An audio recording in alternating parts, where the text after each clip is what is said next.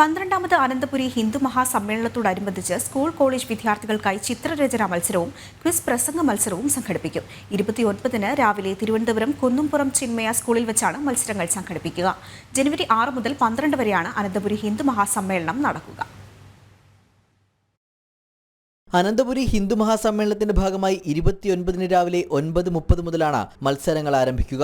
രാമായണത്തെ അടിസ്ഥാനമാക്കി ക്വിസ് മത്സരവും സ്വാമി വിവേകാനന്ദന്റെ ചിക്കാഗോ പ്രസംഗത്തെ ആധാരമാക്കിയുള്ള പ്രസംഗ മത്സരവും ചിത്രരചനാ മത്സരവുമാണ് നടക്കുക.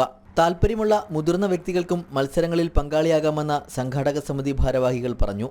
ഡിസംബർ 29-ാം തീയതി കുന്നുംപുറം ചിന്മയാനന്ദ സ്കൂളിൽ വെച്ചിട്ട് കുട്ടികൾക്ക് വേണ്ടി, അതായത് 1ാം ക്ലാസ് മുതൽ 12ാം ക്ലാസ് വരെയുള്ള കുട്ടികൾക്ക് വിവിധ ഗ്രേഡ് അനുസരിച്ചിട്ടുള്ള രീതിയിൽ പെയിൻറ്റിംഗ് കോമ്പറ്റീഷനും അതോടൊപ്പം തന്നെ ക്വിസ് കോമ്പറ്റീഷനും പ്രസംഗ മത്സരവും ഉപന്യാസ മത്സരവും നടത്തുന്നുണ്ട്.